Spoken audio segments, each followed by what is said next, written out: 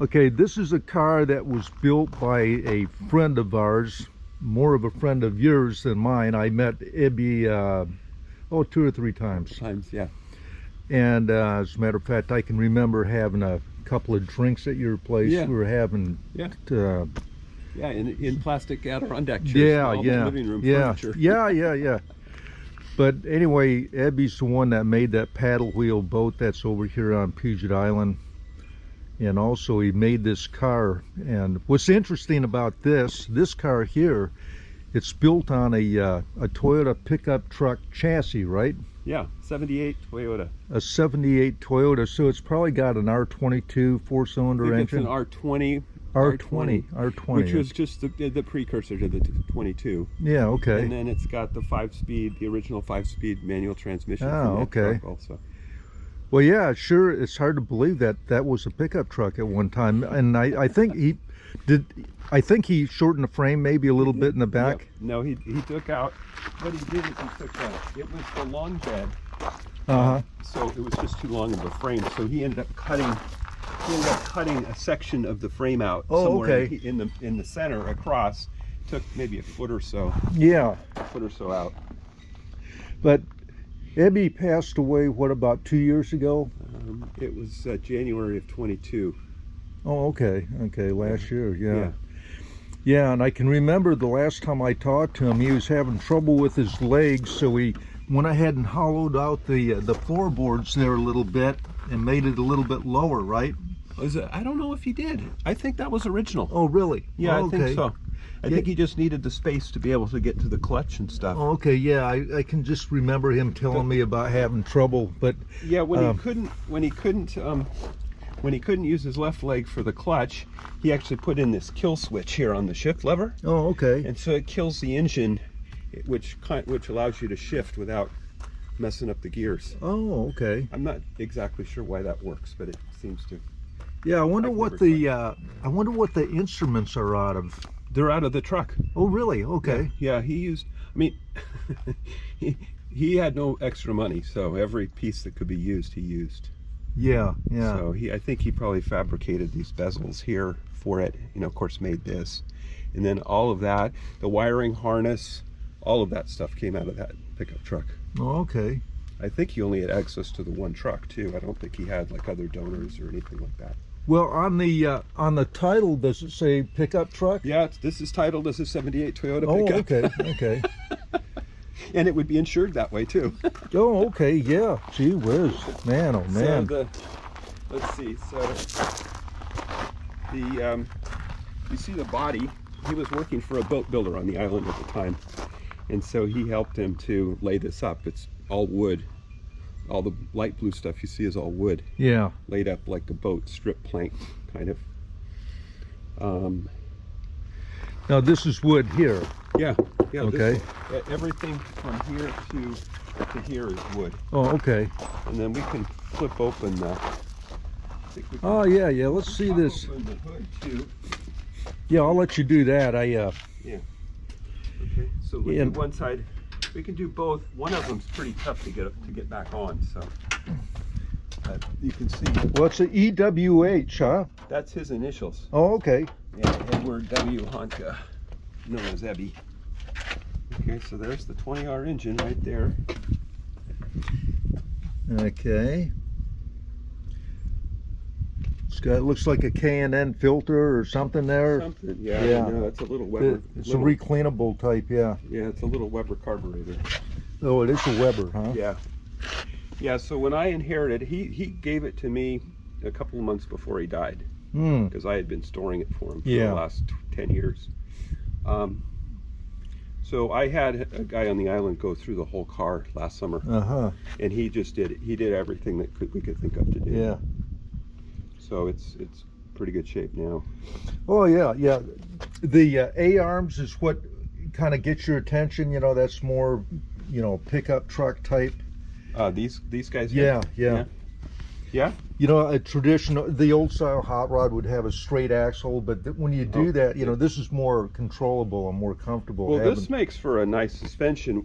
Oh yeah. There's two issues with the suspension. We think that the part of the rough ride is actually the front suspension is just too stiff. Yeah. Because it was meant, first of all, to have the engine sitting over it, not behind it. Oh. So remember, the weight distribution here has changed quite a bit, which is for the better. It's lower in its rear.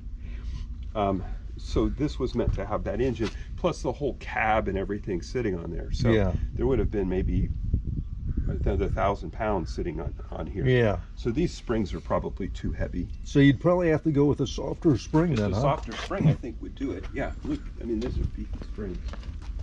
And then the other part is the rear suspension is still too stiff also. Uh-huh, yeah. Oh, I see how he did this with a stack of washers here to get it up.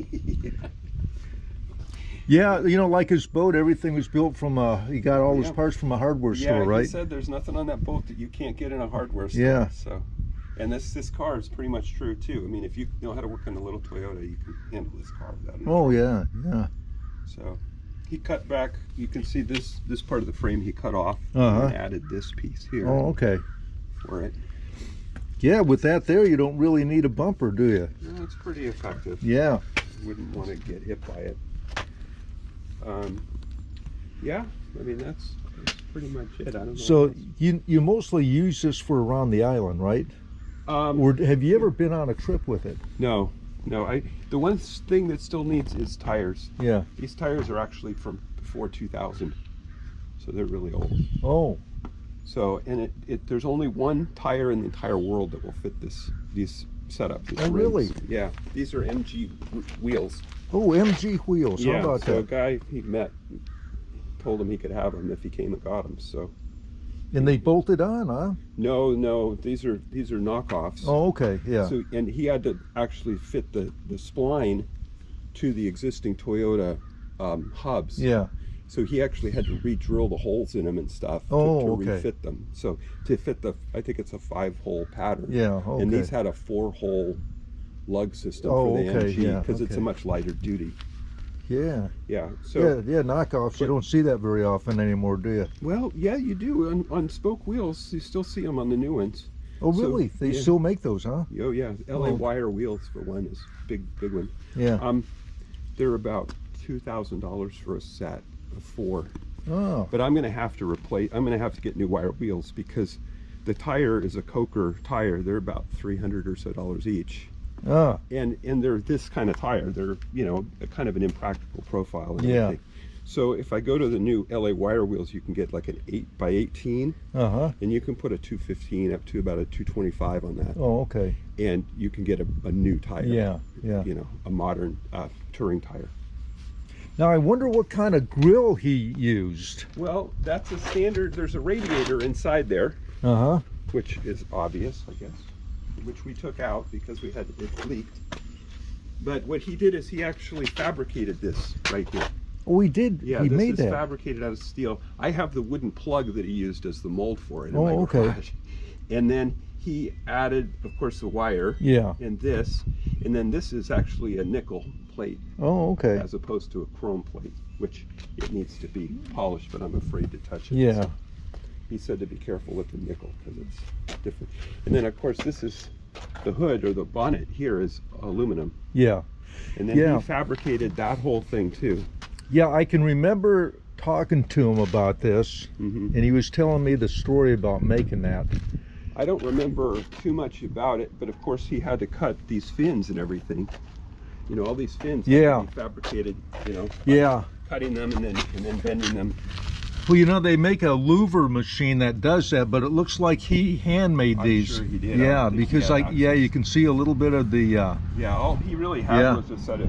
I have the set of hammers that he had in a toolbox, and that was pretty much it. The other interesting thing he did, I think he spent a lot of time thinking about this. He lengthened the idler arm down here. Oh, okay. And that gives it the steering a lot faster. So it's only about 2 turns lock to lock. Oh, okay. And it's something else when you're driving. Yeah. Because you barely have to touch the wheel and this thing moves. So when I get a new set of tires on it, I would really like to see what it can do. Oh, yeah. And I wonder, did he make these fenders? I think they started out as something from a motorcycle, if I remember right. But then he, I think maybe added like maybe this Yeah. part was there, and then he added this on and stuff. Uh-huh. And then a guy on the island painted them, but that guy made Ebby work his fingers to the bone sanding those and Oh. fairing them, Yeah. because they're really nicely done. Well, how long had Ebby been working on this? Oh, well, let's see. I didn't meet him until around 2011, I think. Uh-huh. And it came into my garage in 2012, and it was pretty much done. I think about the last thing he did was this coat of paint, okay? Uh-huh. And then he built the windshield. Oh, okay. And then when he had it with me, he actually did fabricate a top for it, Oh, which is what these little... so there is a top for There it. is a top. Personally, and most people I talk to think it's really ugly. Oh, okay. And I can't get in and out of it with it on there because I need to hold on to this Yeah. guy. So, Well, he's got the windshield wipers and everything. yeah, he went a little over Yeah. the top on that. Yeah, well, that's kind of neat when you see the exposed yeah, it's pretty, linkage there. pretty You know, clever. it just kind of adds to it. yeah, It's almost like looking at it the way they build aircraft. You know. yeah. So when he drove it before he had put this on, then he would just wear goggles. Yeah, well, Yeah, it's a lot of fun. It's a lot of attention. A lot of people think it's a kit car. Definitely not a kit car. yeah, well, that's neat. I'm so glad that you came by. I always wanted to shoot a quick little video of this. Yeah, it's fun. And, I think a lot of people get a kick out of it. Oh yeah, yeah.